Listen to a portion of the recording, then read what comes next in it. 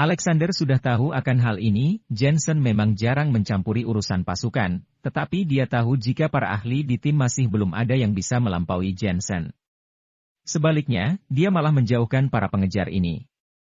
Hanya saja Jensen berada di dunia Jianghu, jadi tidak banyak orang yang mengetahuinya. Jensen ini mempunyai keberuntungan yang sangat baik.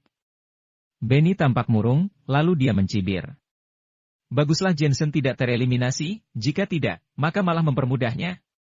Benny sangat menginginkan Jensen mati, dan juga ini adalah perintah Tuan Gibson. Jika dia tidak bisa menangkap Jensen, maka dia akan mengambil mayat untuk melakukan eksperimen. Saat ini, Jensen sedang berlari ke arah di mana Felicia berada menurut ingatannya. Dia sangat cepat. Dia menduga selama Felicia tidak mempercepat gerakannya, mereka pasti akan bertemu. Namun, setelah berjalan selama setengah jam, Jensen masih belum menemukan Felicia. Saat ini, sejumlah besar suara datang dari radio di samping telinganya. Anggota tim A Kota Hanzi, tereliminasi 1 orang. Anggota tim B Kota Dorian, tereliminasi 1 orang. Ini laporan pertempuran terbaru. Banyak orang yang tereliminasi, dan lebih parahnya lagi, ada tim yang 1 tim tereliminasikan. Perlu diketahui, ini baru 1 hari. Apalagi dibandingkan dengan tim dari berbagai kota, tim dari kelompok militer lebih cepat tereliminasi. Ini menunjukkan bahwa tim-tim kota secara bersama-sama menargetkan tim-tim kelompok militer. Seseorang mendekatiku, dan jumlahnya cukup banyak. Saat ini, kecepatan Jensen melambat, dan dengan Ki melihat dia merasakan ada seseorang yang mendekat. Awalnya, dia ingin menyelesaikan tim ini, tetapi dia takut membuang-buang waktu. Bagaimanapun, hidup Felicia akan berada dalam bahaya kapan saja. Ada tim lain lagi yang mendekat? Apakah mereka menargetkanku? Jensen ingin pergi. Tiba-tiba, dia menyadari di sisi lain ada tim lain yang mendekat. Kedua tim itu tidak tahu apakah mereka bekerja sama atau tidak. Jika tidak, maka itu akan menarik. Saat ini di kelompok militer, karena sebelumnya Jensen menghindari tembakan senapan, jadi semua ketua masih menatapnya. Dokter telah menemui anggota tim Guntur, dia hanya sendiri. Ketua Komando Wilayah Militer Barat Laut sedikit mengernyit. Benny juga sedang menatap layar komputer, dan cibiran muncul di bibirnya. Jensen memiliki musuh yang begitu banyak, sebelumnya dia bisa lolos dari tereliminasi, tapi bisakah dia masih sangat beruntung kali ini? Sayang sekali dia tidak bisa membunuh Jensen dan hanya bisa dieliminasi, Benny agak kecewa. Tunggu sebentar, masih ada 1 tim yang mengelilingi dokter. Tiba-tiba, Alexander berteriak, menyebabkan semua ketua menatap ke sisi Jensen, dan kemudian menemukan bahwa memang ada 2 tim yang bergiliran menyerang Jensen. 2 tim mengelilinginya, dokter sepertinya akan tereliminasi. Seseorang mencibir, dokter adalah yang paling hebat di tim macan. Jika dia tereliminasi, maka tim macan bukanlah apa-apa. Ada yang tidak beres, dokter menghilang. Tim bendera merah melawan tim lain, pertarungan mereka sangat serius. Tim bendera merah semuanya telah tereliminasi, tim lawan hanya tersisa 1 orang. Para ketua menatap dengan serius pertempuran dari layar komputer dan tersentak. Meski kedua tim ini bergiliran menyerang Jensen, tetapi terlihat jelas jika kedua tim tidak saling mengenal. Setelah tidak melihat Jensen, kedua belah pihak bertarung. Benny memelototi mereka dan mengutuk, sial, Jensen sengaja mempermainkan mereka dan dia melarikan diri. Meskipun tidak ingin Jensen tereliminasi terlalu cepat, tapi Jensen tidak terluka sedikit pun. Sebaliknya, tim yang mengejarnya benar-benar musnah, hatinya merasa jijik seperti makan kotoran. Hahaha, anak ini. Alexander tertawa terbahak-bahak. Dokter tidak hanya memiliki teknik tembakan yang kuat, tetapi dia juga memiliki kemampuan pelarian dari pengejaran yang kuat. Pria tua dari Komando Wilayah Militer Barat Laut itu juga memujinya. Sial. Pada saat ini, tim bendera merah semuanya meninggalkan medan perang, semuanya terlihat tidak rela. Lagi pula, mereka jelas-jelas menemukan dokter. Ketika mereka mengepung dan menekannya, dokter malah tiba-tiba menghilang. Sebaliknya, tim yang tidak dikenal muncul, kemudian mereka bertarung dan menghasilkan kedua belah pihak terluka dan mengalami kerugian. Ini berarti bahwa mereka sedang membantu dokter menyingkirkan lawan. Apa kalian gila? Kenapa kalian menyerang kami? Kalian idiot ya, kami sedang mengikuti dokter dari tim macan. Siapa yang menyuruh kalian menembak dulu? Setelah kembali ke kelompok militer, kedua tim ini saling memarahi satu sama lain. Setelah Kelly dimarahi oleh lawan beberapa saat, dia berlari ke kelompok militer untuk melihat komputer. Melihat Jensen tidak terjadi apa-apa, dia makin marah, dan dia melihat Jensen justru berbalik dan tersenyum. Senyumnya ini tampak sombong. Tentu saja, drone juga membuat senyum ini ditampilkan ke komputer. Para ketua ternganga karena sangat terkejut. Mungkinkah Jensen telah menemukan drone tersebut? Atau dia memang berniat untuk tertawa? Tanpa sadar, petang pun tiba. Jensen masih belum menemukan Felicia, dan bahkan kehilangan jejaknya. Ia berdiri di atas tebing yang menjulang tinggi dan memandang ke kejauhan. Lop Nur sangat luas, kalau kehilangan jejaknya, maka akan sangat merepotkan. Mungkinkah dia pergi ke arah lubang runtuhan? Ada lubang runtuhan di Lop Nur. Orang-orang jarang terlihat di sana dan terdengar rumor bahwa di sana membahayakan, ini ditemukan dalam catatan kelompok militer. Tentu saja, rahasia ini tidak diungkapkan kepada publik, sehingga tidak terlihat di koran. Aku hanya bisa mengandalkan firasatku sekarang, ya sudah pergi ke lubang runtuhan saja. Hei, apa ada pertempuran di sana? Dan sepertinya itu adalah macan hitam. Berdiri di atas tebing, Jensen bisa melihat ada cukup banyak orang yang berkumpul di kejauhan dan sosok beberapa dari mereka terlihat sangat familiar. Macan hitam dan yang lainnya dalam masalah. Jensen melompat dari tebing dan berlari ke arah depan. Hehe, akhirnya menemukan macan hitam dan yang lainnya. Pada saat ini di kelompok militer, Kelly juga tidak memperhatikan Jensen lagi. Sebaliknya, dia menatap macan hitam dan yang lainnya. Dia melihat macan hitam, Tank, Amanda, dan Glenn, mereka telah dikepung. Ada dua tim, satu dari kota Hanzi dan yang lainnya dari kota Likuan. Sayang sekali pedang Ice tidak ada di sini, kalau tidak dia akan tereliminasi juga, dan yang tersisa dari tim macan hanyalah dokter. Kata Kelly dengan sedikit kecewa. Menurutnya, tim macan hitam pasti akan tereliminasi setelah dikepung dan ditekan oleh kedua tim. Melihat tanah gurun, anggota kedua tim lawan mengarahkan pistol mereka ke macan hitam dan yang lainnya. Mereka memiliki banyak orang dan kekuatan mereka juga kuat, benar-benar lebih unggul dari tim macan. Ekspresi anggota tim macan semuanya terlihat serius dan ditodong oleh banyak pistol. Tidak peduli seberapa kuat mereka, itu juga tidak akan berguna. Kamu adalah Tank? Orang yang sebelumnya bersama Raja Prajurit Elena mempermalukan tim kami? Kalau hari ini kalian kalah di tangan kami, itu tidak akan sesederhana eliminasi, kami di sini untuk menagih hutang. Tim kota Likuan dan kota Hanzi telah lama marah dengan Tank. Terakhir kali, saat orang-orang mereka berbicara beberapa kata, mereka malah diberi pelajaran oleh Elena dan Tank. Sekarang Elena tidak di sini, hutang ini pasti akan dijatuhkan kepada Tank. Serang mereka! Seorang pria kekar seperti Tank menerkam dan menendang Tank hingga terbalik. Kemarilah. Tank bangun dan bertarung dengan pria itu, tetapi pria itu sangat hebat, kekuatannya sangat kuat dan segera dia menjatuhkan Tank. Prak! Prak! Dia tidak berbelas kasihan sedikitpun dan mematahkan tulang kaki kanan Tank dengan satu injakan kaki. Kali ini, Tank kehilangan setengah dari kekuatan tempurnya. Tank! Macan hitam dan yang lainnya berteriak dan ingin membantu, tetapi dua tim lainnya juga mengirimkan ahlinya untuk menyerang balik mereka. Prak! Prak! Glenn juga dipatahkan lengan kirinya oleh seseorang. Amanda dan macan hitam ditampar dengan parah. Kejadian ini direkam oleh drone dan memasuki layar lebar kelompok militer. Ini terlalu berlebihan. Apakah tim operasi khusus di berbagai kota tahu aturannya? Sudah cukup kalau sudah kalah. Kenapa harus melumpuhkan orang lain? Para ketua kelompok militer semuanya mengomel dan marah-marah. Bagaimanapun, latihan ini adalah sistem eliminasi, jika lencana dirobek maka tidak akan terjadi apa-apa lagi. Hal ini tidak bisa menyalahkan orang lain, kalau mereka tidak ingin dipukuli, maka mereka harusnya merobek lencana mereka. Kekuatan mereka tidak sehebat orang lain tetapi masih memaksakan diri. Siapa yang bisa disalahkan? Benny tiba-tiba mencibir.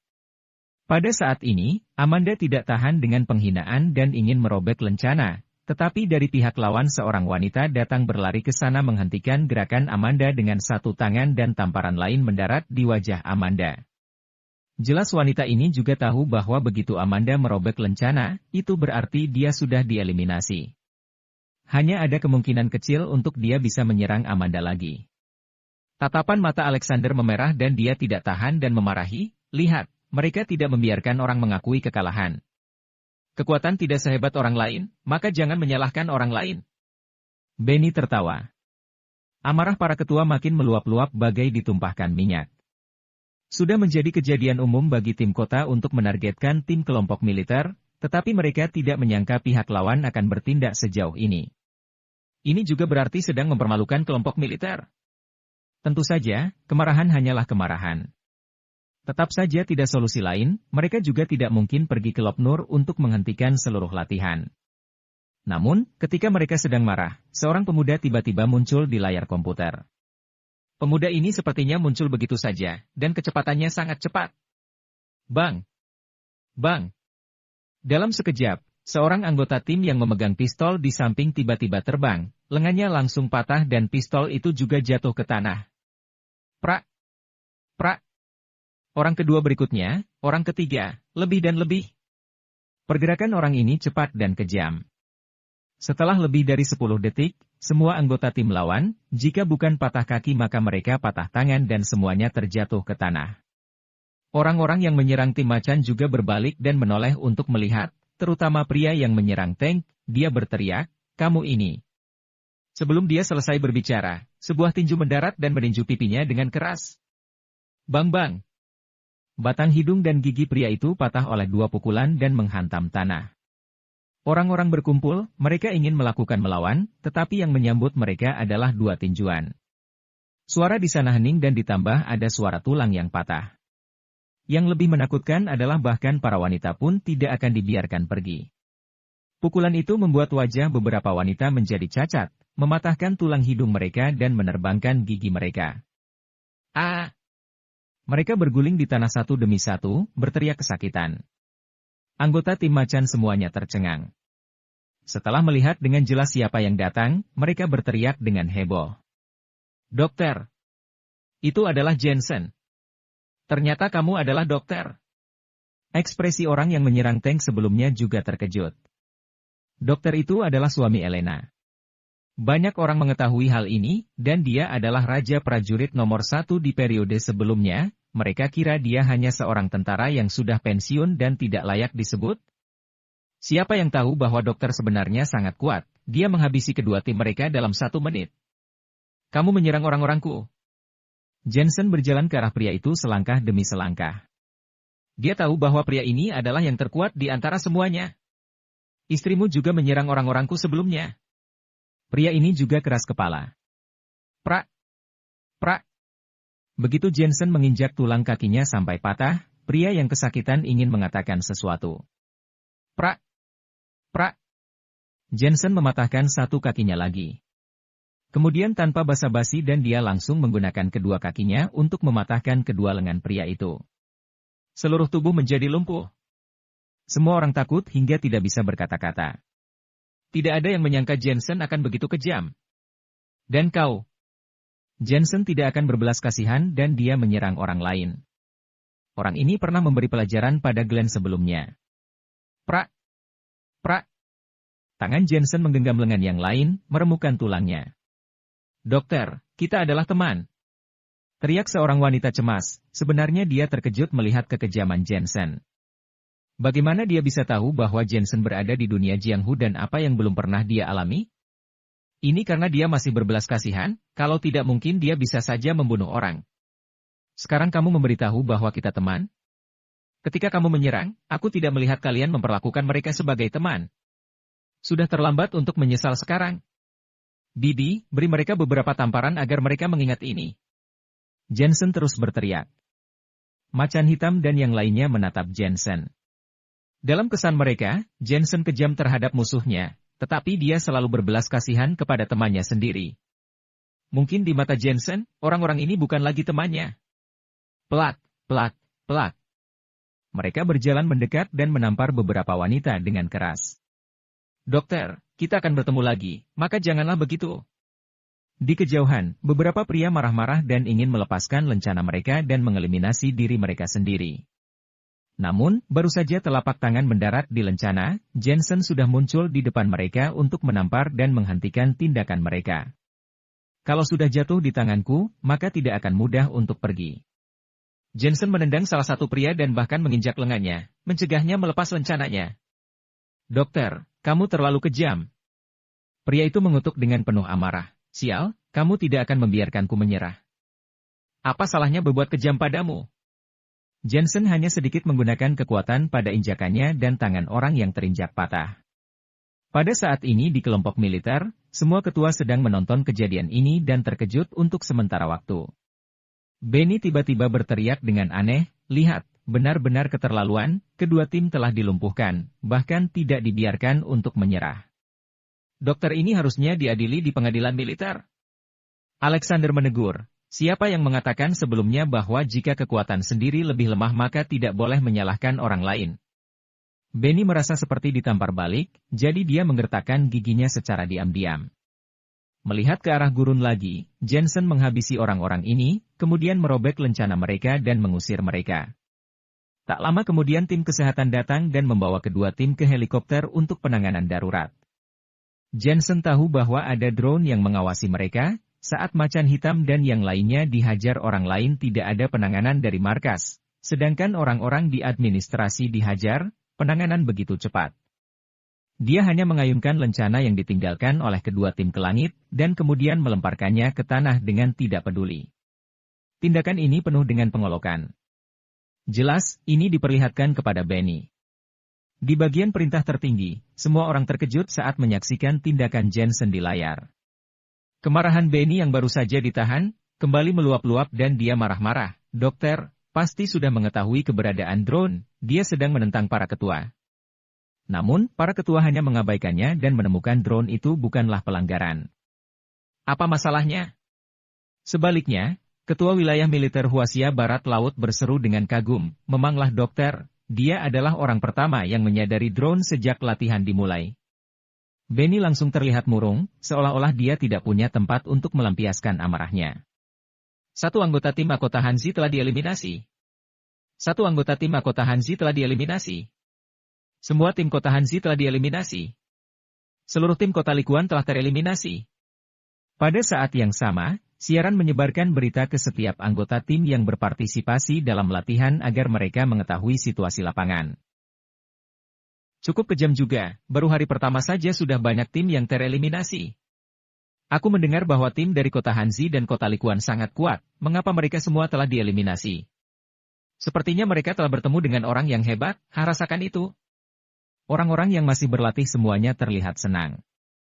Melihat kebagian Jensen, dia membalas dendam untuk Tank dan Glenn dan berkata, Tank dan Glenn, kalian sudah terluka. Jika kalian terus tinggal, kalian belum tentu bisa lolos. Aku rasa sebaiknya kalian menyerah saja. Baik. Tank dan Glenn bukanlah orang yang bertele-tele. Ini baru hari pertama, dan mereka tidak akan bisa bertahan sampai 9 hari berikutnya. Jensen, jika kamu menemui pedang ais, kamu harus membantunya. Kalian adalah satu-satunya harapan tim macan. Macan hitam dan yang lainnya juga berencana untuk pergi dan memberi pesan, omong-omong, masih ada satu tim lain lagi yang bermusuhan dengan kami. Mereka adalah tim kota Galius, kamu harus berhati-hati. Jangan khawatir, tim-tim ini bermasalah dengan tim Macan dan Elena. Aku akan menghabisi mereka semua. Jensen menghibur Macan hitam, kemudian menyaksikan mereka pergi. Dengan begini, hanya tersisa 2 orang di tim Macan. Tentu saja, Jensen tidak terlalu peduli. Tidak peduli apakah dia memenangkan kejuaraan atau tidak. Yang penting adalah menemukan Felicia. Malam tidak terasa telah tiba, dan Jensen juga tidak melakukan pergerakan dengan gegabah. Bagaimanapun, di Lop Nur ini tersembunyi banyak bahaya, sehingga tidak cocok untuk melakukan pergerakan dengan gegabah. Namun, besok adalah waktu di mana tim harimau diberangkatkan, dengan perlakuan Robin terhadapnya, diperkirakan dia akan datang untuk melawannya. Benar-benar cari mati, baru saja aku ingin beristirahat dengan baik, tetapi kecoak mendekatiku lagi. Jensen baru saja ingin beristirahat, namun dia menyadari sesuatu. Pada saat yang sama, para ketua di kelompok militer masih menatap layar, terutama Alexander, terus menatap pedang Ice dan Jensen. Ketua Komando Wilayah Militer Barat Laut tiba-tiba berteriak, Sebuah tim menggunakan waktu malam hari untuk mendekati dokter. Itu tim operasi khusus dari kota Galius. Aku mendengar bahwa ada seorang pria hebat di antara mereka yang memiliki indera penciuman yang sangat sensitif dan seperti serigala di malam hari. Apalagi kerja sama tim mereka sangat bagus dan tim mereka mempunyai banyak ahli. Alexander sudah mendengar sedikit tentang tim operasi khusus kota Galius. Di malam hari saja terdapat begitu banyak orang, tampaknya Jensen dalam masalah. Ketua Komando Wilayah Militer Barat Laut mengangguk-angguk. Tim yang juga sedang menonton bersama yaitu, tim Macan, tim Bendera Merah, dan sebagainya. Mereka semua telah dieliminasi dan mereka juga memiliki hak untuk menyaksikan keadaan di medan perang. Kelly menatap layar komputer dan dia menyadari sesuatu, dia mencibir dan berkata, tim kota Galius telah bergerak. Macan hitam, dokter dari timmu akan kalah. Tim operasi khusus kota Galius dikenal sebagai iblis malam. Mereka sangat terkenal di Huasia. Tidak peduli seberapa kuat dokter, dia tetap hanya seorang diri. Seorang yang kalah di medan perang, buat apa membual? Macan hitam dengan dingin membalas, namun masih ada sedikit kekhawatiran di hatinya terhadap Jensen. Bang! Bang! Pada saat ini, terdengar suara tembakan dari layar. Ahli dari tim kota Galius bergerak. Rencana tim mereka sangat jelas. Mereka membagi menjadi beberapa arah untuk mengepung Jensen, dan mereka semua menggunakan senapan. Jensen sangat terampil dalam seni bela diri, tapi selama dia terkena senapan, dia juga akan tereliminasi. Apalagi ada beberapa pria hebat di antara mereka yang bisa mendeteksi arah Jensen. Dokter ingin kabur, tembak dia dengan seluruh kekuatan. Senjata yang setiap orang pakai terbatas, jika dia kehabisan peluru, maka tidak ada yang perlu dikhawatirkan. Mereka berkomunikasi dan menganalisis situasi dengan radio komunikasi. Tiba-tiba, sebuah bayangan tiba dalam kegelapan, dan leher orang yang berbicara sebelumnya terhempas dengan keras, dan orang itu juga jatuh ke tanah. Siapa kamu? Gawat, dia adalah dokter, dia telah datang. 3 orang yang tersisa semuanya berseru. Lagi pula jarak mereka ratusan meter dari Jensen. Hari sudah malam, bagaimana Jensen menemukan mereka? Kalian pasti dari tim kota Galius. Di dalam kegelapan, Jensen menggelengkan kepalanya dengan dingin. Sosoknya menghilang dan pisaunya juga langsung menyerang. Orang-orang ini mengira jika Jensen berada ratusan meter dari mereka, sehingga Jensen pasti menggunakan senapan untuk melawan, mereka tidak pernah mengira bahwa Jensen memilih pertarungan jarak dekat. Prak! Prak! Hanya tersisa 1 anggota tim, selanjutnya tersisa beberapa orang dan mereka dihabisi secara bergiliran oleh Jensen. Meskipun mereka disebut iblis malam, tapi dalam hal kekuatan bertarung di malam hari, Jensen tidak lebih lemah dari mereka. Krup, krup. Jensen mematahkan tulang mereka dan bergegas pergi dalam kegelapan. Bajingan. Kelly menatap layar dan marah-marah. Sudahlah jika dia hanya mengalahkan lawannya, dia bahkan mematahkan tulang lawannya, dokter pasti sengaja melakukan ini. Metode yang sangat kejam. Benny juga ikut memarahi. Boom. Boom. Namun saat ini, ada ledakan cahaya dari layar. Jensen sepertinya memicu sesuatu, sehingga terjadi sesuatu. Baik. Kelly dengan semangat mengepal tangannya. Tim kota Galius sangat pandai menyergap. Jensen pasti terluka, ini artinya Jensen sudah tereliminasi. Tetapi segera, dia tidak merasa senang, dia hanya melihat umpan balik dari layar. Lengan kiri Jensen terluka, dan titik vital lainnya tidak diledakkan, selanjutnya dia menyelinap sepanjang malam. Sungguh beruntung. Kelly dan rekan satu timnya bahagia, hati mereka berbunga-bunga. Sungguh metode peletakan ranjau yang kuat, bisa-bisanya tidak terdeteksi oleh Ki melihatku, ranjau ini sepertinya dibuat khusus. Jensen menyelinap di sepanjang hutan dan di dalam hatinya dia merasa sedikit beruntung. Jika dia tidak bereaksi cukup cepat untuk menghindari titik vital, dia pasti sudah tereliminasi sekarang. Sebenarnya, kekuatan ranjau-ranjau itu sama sekali tidak bisa menyakitinya, tetapi latihannya bukan untuk melihat ini, tetapi untuk melihat apakah bagian vitalnya terkena. Tim kota Galius ini memiliki beberapa keahlian, sebelumnya mereka mengeliminasi 4 orang, tidak tahu sekarang masih ada berapa orang yang tersisa. Saat Jensen berjalan maju, dia juga menyapu jejaknya agar tidak diikuti. Kemudian dia mengambil jalan memutar ke belakang dan balik mengikuti tim kota Galius. Lagi pula, jika orang-orang ini tidak dihabisi, maka Jensen tidak akan bisa menemukan Felicia. Mengikuti lintasan dedaunan yang berguguran dan ranting yang patah di tanah, Jensen kira-kira bisa mengetahui, apakah ada orang yang pernah melewati jalan ini, ke arah mana mereka akan pergi, dan bisa mendeteksi berapa lama orang-orang ini telah pergi.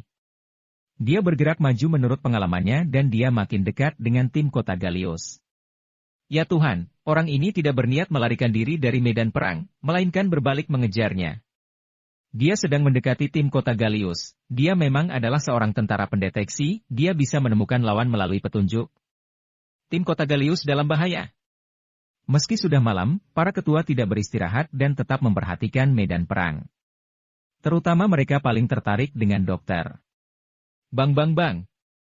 Di bawah kegelapan, terdengar suara yang pelan dan tidak ada tembakan. Kemudian terdengar sebuah suara terus-menerus. Anggota tim kota Galius B, tereliminasi satu anggota. Anggota tim kota Galius B, tereliminasi satu anggota. Terlihat dari layar, Jensen tidak menggunakan pistol, melainkan menggunakan tinjunya untuk menghabisi lawan, agar tidak terdengar suara tembakan, sehingga tidak memicu lawan untuk mendekat. Dan orang yang dihabisi olehnya tidak diragukan lagi pasti mengalami patah tulang, dia menggunakan metode yang kejam.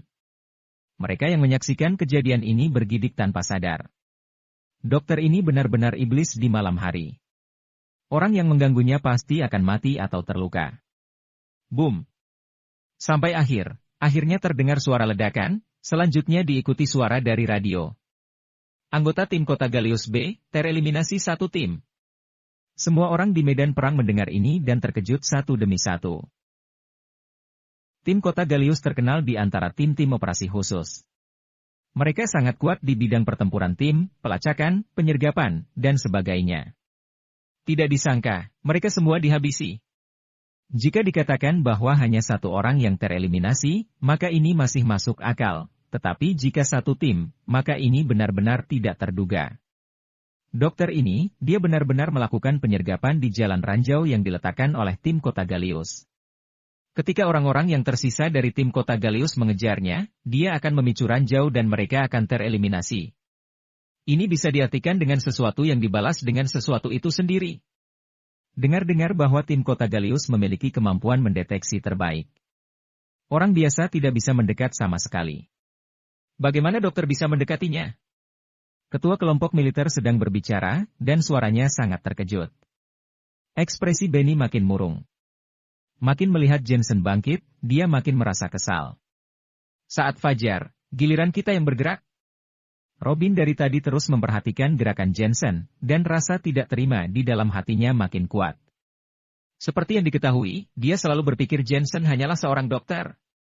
Tapi semuanya dari latihan sebelumnya menunjukkan bahwa Jensen adalah penembak jitu, pengintai, dan bahkan petarung yang sangat hebat.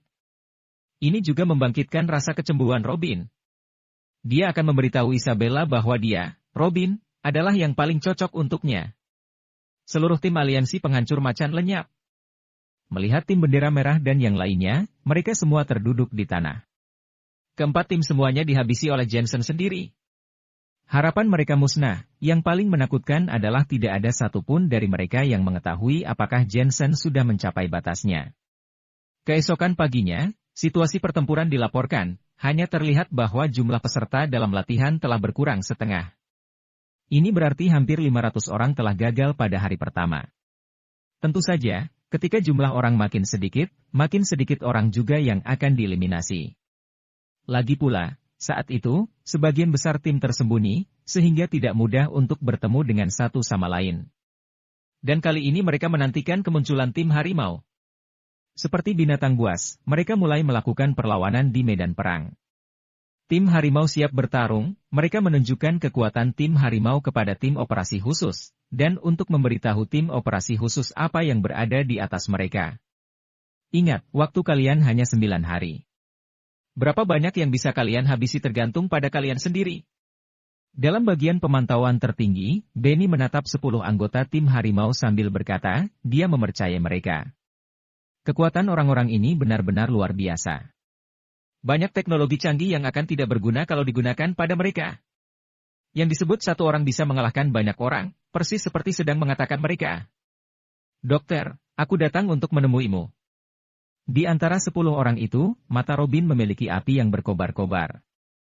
Faktanya, Jensen bukan satu-satunya yang tampil baik dalam latihan sejauh ini, tapi Jensen adalah satu-satunya yang bisa membuatnya tertarik. Melihat ke gurun lagi, Jensen baru saja menangkap kalajengking di bawah batu, memotong ekornya dengan pisaunya, dan menelannya hidup-hidup. Meskipun dia sebenarnya tidak lapar, latihan itu adalah perang yang berlarut-larut, dan sekarang saat dia bisa mengisi energinya maka dia harus menggunakan kesempatan ini dengan baik. Hari ini, ahli-ahli tim harimau mulai bergerak. Setelah sembarang memakan sesuatu, Jensen lanjut bergerak maju, dia sebenarnya ingin mencari beberapa ramuan obat ini di jalan, tetapi tidak banyak rumput liar di gurun, sehingga dia tidak mendapatkan apapun. Sudah akan tiba di lubang runtuhan. Setelah berjalan setengah hari lagi, Jensen tiba-tiba berhenti dan merasakan aura kuat datang dari belakang. Jaraknya mungkin kurang dari 1 kilometer. Seseorang dari tim harimau? Sepertinya itu Robin. Jensen langsung menduga ini. Wajahnya berubah dingin. Ia ingin menghabisi pria menyebalkan ini, tapi setelah dia memikirkannya lagi, dia rasa itu tidak perlu. Pertama, yang paling penting adalah Felicia. Kedua, ada drone yang mengawasi sekitar, dan dia tidak ingin memperlihatkan terlalu banyak kekuatannya. Lagi pula, ini bukanlah misi seperti di Pulau Hong Kong, melainkan ini adalah latihan. Setiap pergerakan ditonton oleh banyak orang. Robin, anggaplah dirimu beruntung. Jensen mendengus dingin. Dia menggunakan teknik bernapas kura-kura untuk menyembunyikan energi kinya dan berlari ke arah lain. Bagaimanapun, bagi Master Transcendent seperti Robin, pernapasannya akan mudah terungkap. Jensen, aku tahu kamu di sini. Pada saat ini, Robin yang mengejar di belakangnya. Robin dikenal sebagai raja kaki di dunia Jianghu, sehingga kemampuan teknik ringan badannya pasti hebat. Sedangkan mengapa dia menemukan Jensen begitu cepat, itu terutama karena Benny memberinya lokasi Jensen. Karena sejak tadi drone terus memantau Jensen, Benny melakukan trik untuk mengetahui dengan jelas keberadaan Jensen. Aku tahu kamu berada 500 meter di depan. Aku sudah mengajakmu bertarung 2 kali, tetapi kamu tidak berani melakukannya. Aku akan melihat kemana kamu melarikan diri kali ini. Aku ingin menginjak-injakmu di bawah kakiku di depan seluruh pasukan. Robin sangat ambisius. Menurut lokasi yang diberikan Benny, dia tahu bahwa dia akan bertemu dengan Jensen dalam waktu kurang dari 1 menit. Ia bahkan akan menginjak Jensen di bawah kakinya. Memikirkan tentang hal ini membuatnya merasa sedikit bersemangat. Pada saat ini, Alexander juga sedang melihat ke medan perang. Melihat Robin mendekati Jensen, dia juga sedikit khawatir. Ia tidak tahu seperti apa kekuatan Robin, tapi dikabarkan orang ini sangat kuat, jadi dia takut jika Jensen bukanlah tandingan Robin. Itu tidak benar. Tiba-tiba, Ketua Komando Wilayah Militer Barat Laut berseru. Di layar terlihat Jensen sedang melaju kencang dan berlari ke arah lain. Mungkinkah Jensen telah menemukan Robin? Ini benar-benar luar biasa, bagaimana bisa Jensen menyadari Robin di jarak yang jauh seperti itu? Dokter, akan sulit bagimu untuk kabur. Saat ini juga, Robin tiba di tempat Jensen sebelumnya berada, namun tidak terdapat satupun orang di sekitarnya. Apalagi gurun penuh dengan bebatuan kering. Jika bukan karena tanah ini terlalu luas, dia bisa melihat itu semua secara sekilas, dan di sana tidak ada Jensen sama sekali. Sial! Robin langsung merasa sedang meninju kapas. Dokter sangat beruntung, bisa-bisanya dia lolos dari kejaran seorang anggota tim harimau. Di bagian kelompok militer, Kelly dan yang lainnya semuanya tampak sedih. Hanya sedikit lagi, mereka sudah bisa melihat Jensen tereliminasi, dan akhirnya Jensen malah lolos. Dasar sialan. Bagian timur. Saat ini, Robin tiba-tiba bergerak lagi, dan suara Benny terdengar dari radionya. Melihat Robin kembali bergerak dan berlari ke arah Jensen, Alexander dan ketua lainnya menyipitkan matanya. Mereka juga merasa ada yang tidak beres. Gurun pasir begitu besar, bagaimana Robin sejak awal sudah menemukan Jensen, dan sekarang dia gagal, tetapi dia masih bisa memilih arah yang Jensen tuju. Di antara mereka, pasti ada yang mengabarinya. Tentu saja mereka memang berpikir begitu, mereka tidak punya bukti. Mereka hanya bisa menebak bahwa Benny memberitahunya. Robin menyusul lagi. Saat ini, Jensen tidak menggunakan teknik ringan badan. Dia hanya berlari dan tidak ingin memperlihatkan terlalu banyak kekuatannya. Namun, dia merasakan aura Robin mengikutinya dan makin dekat. Drone ini merepotkan. Jensen telah menebak bagaimana Robin bisa menemukannya, dan dia ingin menghancurkan drone tersebut. Tiba-tiba, terdengar suara berisik radio di telinganya. Itu adalah suara peralatan komunikasi elektronik yang sedang terganggu. Melihat drone yang melayang di langit, itu benar-benar jatuh. Apa yang terjadi? Raut wajah Jensen sedikit berubah. Dia tanpa sadar melihat ke depan dan melihat lubang besar yang berada 200 meter jauh darinya. Lubang dalam ini memiliki radius 500 meter, seperti terbentuk karena dihancurkan meteorit. Saat Jensen mendekat, udara segar datang mengembus wajahnya. Lubang runtuhan? Mungkinkah ada sesuatu di dalamnya yang mengganggu alat elektronik? Felicia mungkin telah memasuki lubang runtuhan. Jensen melihat tinggi lubang runtuhan dan mendapati tingginya sekitar 5 lantai. Untungnya, ada pohon-pohon kecil dan hal-hal lain di samping lubang. Dia sepertinya bisa turun dengan menggunakan teknik ringan badan miliknya. Memikirkan hal ini, Jensen melompat ke bawah lubang runtuhan. 15 menit kemudian, Robin juga tiba di sekitar lubang runtuhan. Melihat lubang besar yang dalam, dia sedikit mengerutkan keningnya. Dia juga pernah mendengar tentang lubang runtuhan ini.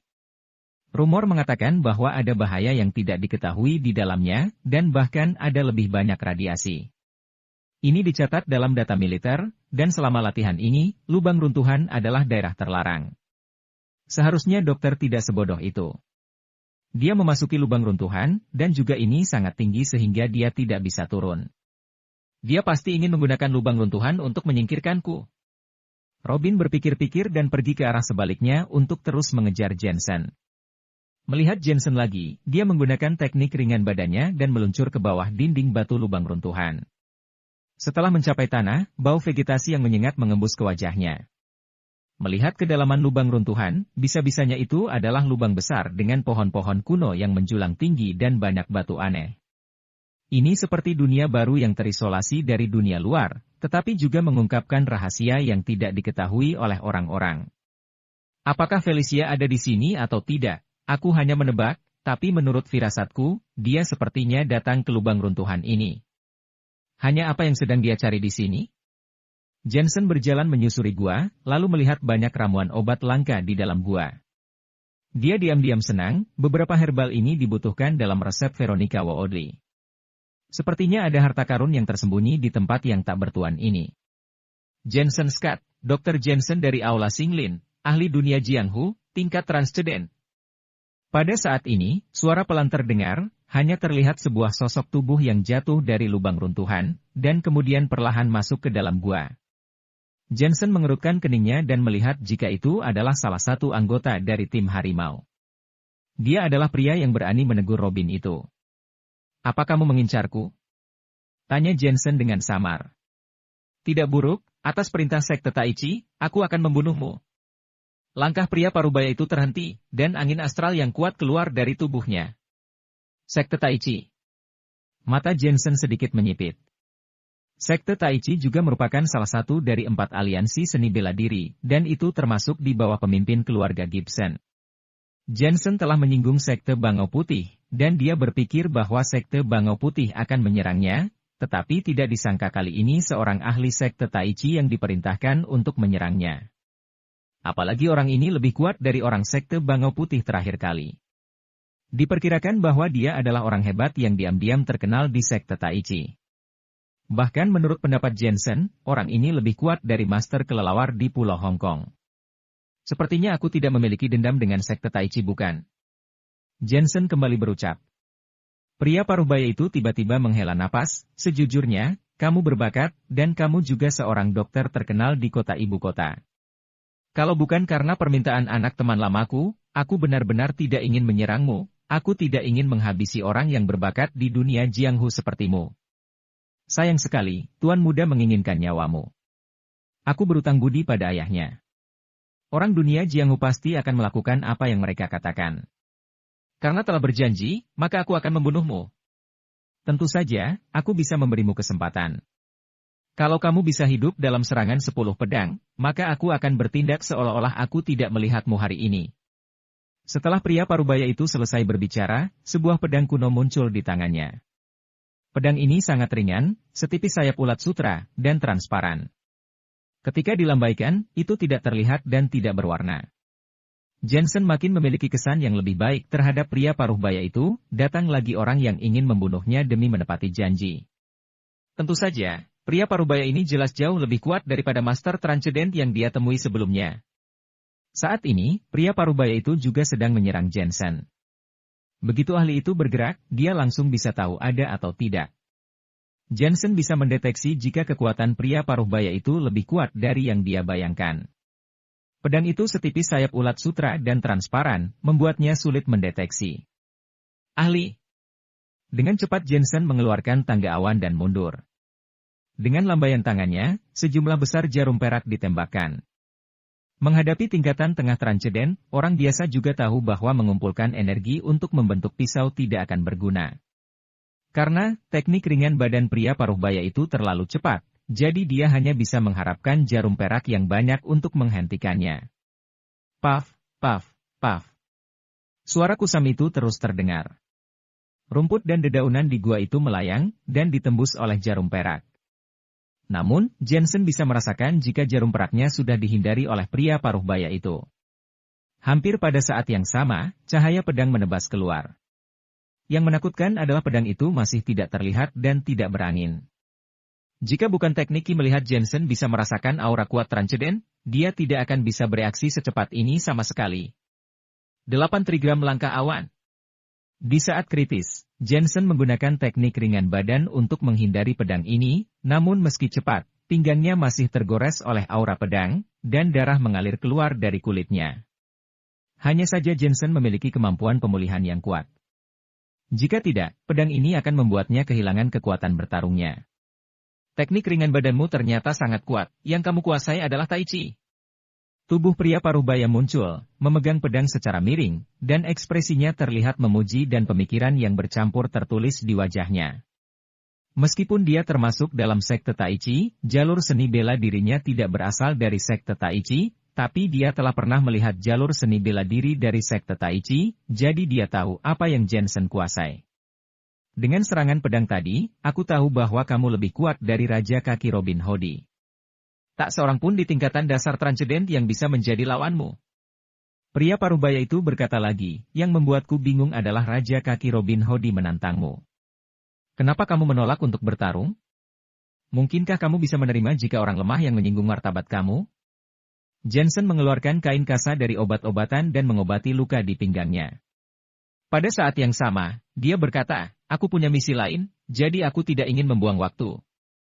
Kamu adalah seseorang yang hebat, kamu bisa menahan amarah. Lagi pula, orang biasa tidak bisa mentolerir ini. Pria paruh baya itu mengangguk. Sekarang, aku makin berpikir baik tentang kamu, dan aku makin enggan untuk membunuh kamu karena kamu memiliki bakat dan sikap yang seharusnya dimiliki seorang master. Tuan, sebaiknya kamu menyiapkan pedang keduamu. Setelah Jensen membalutnya, dia melihat ke atas dengan samar.